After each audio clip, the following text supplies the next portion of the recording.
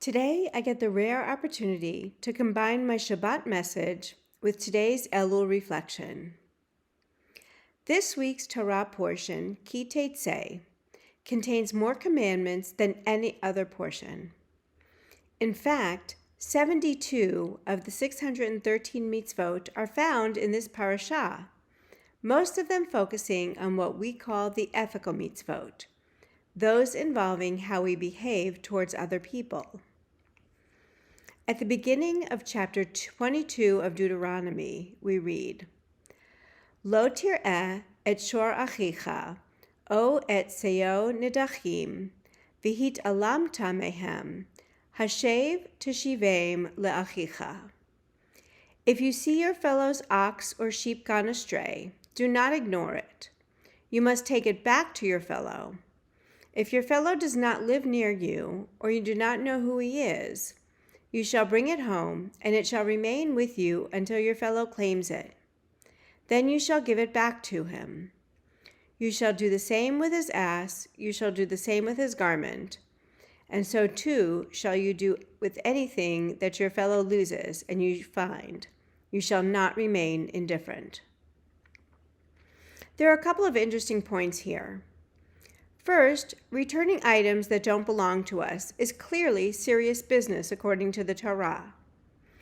We can tell because of a few clues in the text. One clue is the repetition in the Hebrew of the word for return, hashev teshivem. This repetition gives the word emphasis, implying that we must do everything possible, including going out of our way, even to great inconvenience, to return a lost object. Another clue is the list of items mentioned. This suggests that it doesn't matter whether we believe the lost item is of great value or no value. We are still obligated to return the lost object to its owner. The second interesting point is that the Hebrew word for return, hashev, is grammatically connected to the turning and returning, teshuva, that we do at this time of year.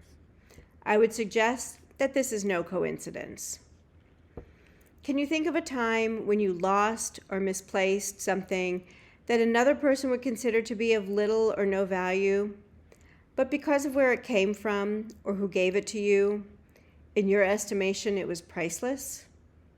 Do you remember how you felt when you couldn't find it and how relieved you were when you did?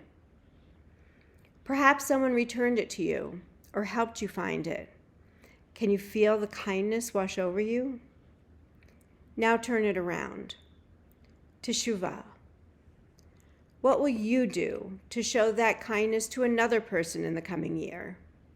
Going out of your way, even to great inconvenience if necessary, to be your best, kindest, most caring selves. Because this is what our community and our world needs from us. I'm in. How about you? Shabbat Shalom.